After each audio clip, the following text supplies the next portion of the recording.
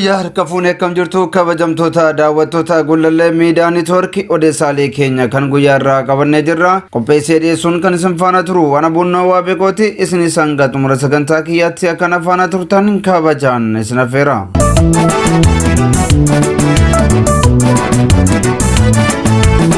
odeessaalee keenya guyyaa irraa jalqabaatiin godina Wallagga Ba'aa aanaa Gobbuu Sayyoo ganda mootoo fi daandii gurraachaatti waraanni bilisummaa Oromoo tarkaanfii loltoota mootummaa irratti fudhateen injifannoo argachuun himamee jira. Wantoota qindeeffanne irraa isin biraan geenya.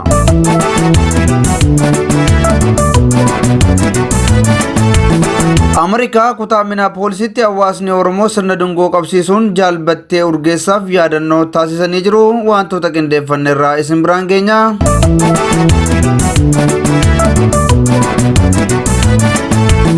Mata duree keenya birootiin godina Wallagga Ba'aa aanaa Sibuu Siree ganda lalisaatti waraanni mootummaa PP namoota 15 waldaa kiristaanaa keessaa baasuun bakka tokkotti rashanuun himamee jira. Qindeeffanne irraa isin biraan geenya.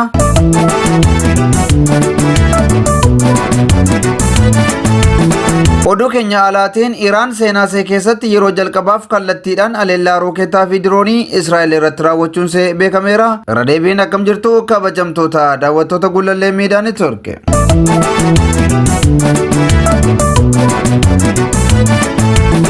Godina Wallagga Ba'aa aanaa Gobbuu Sayyoo ganda mootoo fi daandii gurraachaatti waraanni bilisummaa Oromoo tarkaanfii loltoota mootummaa irratti fudhachuun isaas himamee jira. Waraanni bilisummaa Oromoo loltoota mootummaa gandicha shoror keessaa turan aleeluun barbadeessuu isaas miidiyaan waraana bilisummaa Oromoo himaatii jira. Achuma Wallagga Ba'aa aanaa Sibuu Sireettis waraanni bilisummaa Oromoo aleellaa loltoota mootummaa irratti raawwateen injifannoo boonsaa galmeessuu eeree jira. Aanaa Sibuu Sireetti waraanni bilisummaa Oromoo tarkaanfii kaampii loltoota mootummaa Abbaa Irree irratti fudhateen injifannoo galmeessuun isaas himamaatii jira. Haleellaa isaan irratti fudhateenis meeshaalee waraanaa hedduu irraa eeggachuun isaas beekameera. Oduu wal fakkaatuun godina Kibba Lixa Shaggar aanaa Ammayyaa keessatti waraanni bilisummaa Oromoo loltoota Abbaa Irree mootummaa Itoophiyaa haleeluun injifannoo boonsaa akka galmeesses maddeen keenya himaatii jiru. Haaluma kanaanis kaampii waraanaa bakka dhaloota ajajaa humna qilleensaa waraana Itoophiyaa Jeneraal Yilmaa Mardaasaa godina Kibba Lixa Shaggar aanaa Ammayyaa mooraa ganda goosuu keessa jiru irratti waboon tarkaanfii fudhateen loltoota diinaa barbadeessuu fi meeshaalee irraa eeggachuun isaas dhaga'amaatii jira. Loltoonni mootummaa kaampii goosuu keessa turan yeroo garagaraatti namoota nagaa ajjeesuun dararaa akka turan maddeen keenya himaatii turaniiru. Kibba Lixa Shaggar aanaa Ammayyaatti loltoonni kunneen kanaan dura gochaa suukanneessaa qonnaan bultoota irratti raawwachuun isaanii ni yaadatama. Kaampiin Ammayyaa jiru qe'ee maatii ajajaa humna qilleensaa Jeneraal Yilmaa Mardaasaa akka eeganiif kan hundeeffamedhas jedhameetii jira.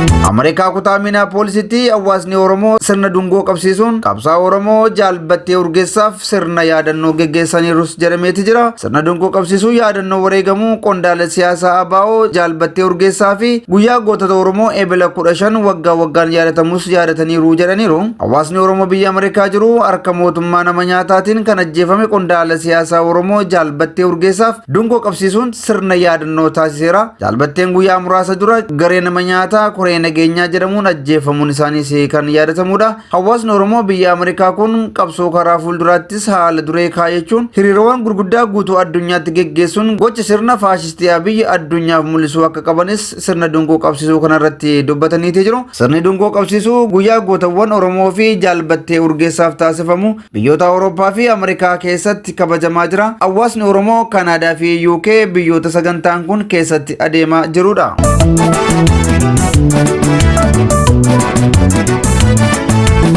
Godina Wallagga Ba'aa aanaa Sibuu Siree ganda lalisaatti waraanni mootummaa PP namoota 15 waldaa kiristaanaa keessaa baasuun bakka tokkotti rashanuun himamee jira. Godina Wallagga Ba'aa aanaa Sibuu Siree ganda lalisaa yookaan mootoo bakka jedhamutti waraanni mootummaa Itoophiyaa namoota nagaa bakka tokkotti jumulaan ajjeesuun himamaatii jira. Gandichatti loltoonni mootummaa aleellaa waboo irraa isaan qunnameef mufachuun namoota waldaa keessaa waaqeffataa jiran irratti rasaasa roobsuun namoota 15 battalumatti hoggaa ajjeesan kanneen biroos madeessaniiru jedhamaatii jira. namoota bakka tokkotti loltoota mootummaa PP'n ajjeefaman keessaa maqaan isaanii Girmaa Waaqoo, Gaaromsaa Raggaasaa, Garramuu Amantee Galaanaa, Garramuu Abbaa fi Ilma, Tamasgeen Baacaa, Birrisaa Wadaajoo, Kaaddisaa Baayisaa, Asaffaa Waaqjiraa, Chuuchuu Fiixee, Raggaasaa Fiixee obboleessaa, Galumaa Fiixee, Fiqiruu Raggaasaa fi kanneen biroo maqaan isaanii nuun geenyes loltoota mootummaa adaba hin qabneen akka ajjeefaman maddeen keenya himaatti jiru. Qaamoleen nageenyaa mootummaa bakkoota hundatti ilmaan Oromoo irratti rasaasa dhukaasuun ajjechaa jumlaa raawwachuu itti fufuun hawaasa Oromoo daguugaa jiru.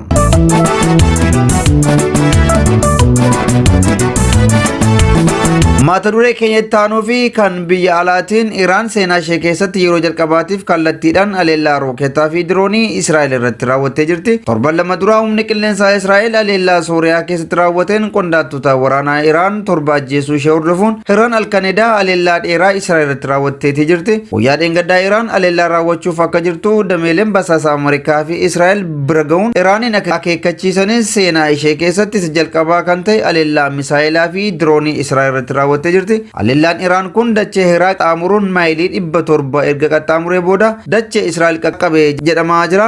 Iraan aleellaa misaa'ilotaa 200 fi aleellaa diroonii 150 Israa'el irratti kan raawwatte hoggaa ta'u, aleellawwan parsantaa 99 ta'an Israa'el qolachuu ishee himtee jirti. Aleellaan kunneen daangaa Israa'el osoo hin qaxxaamuriin kan qolataman akka ta'e humni qilleensaa Israa'elis ibseeti jira.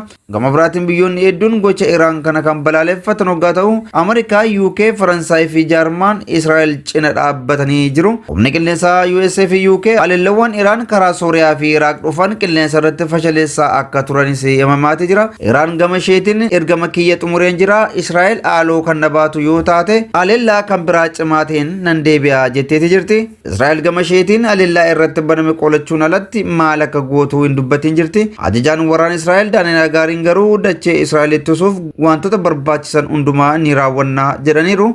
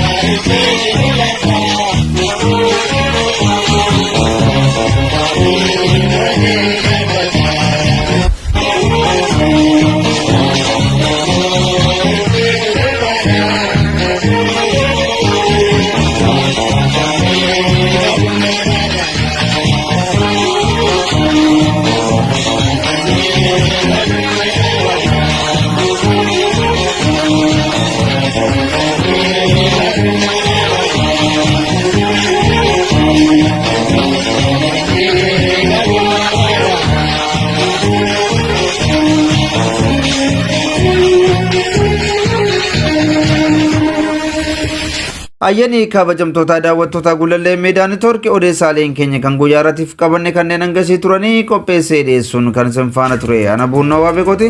Isinis qophiileen keenya yeroo hundumaa akka isin bira ga'aniif toora yuutuuba Gullallee Meedaa Neetwoorkii saabskiraayib gochuu hin dagatinaa isiniin jennaa wanta nu daawwattaniif galatooma.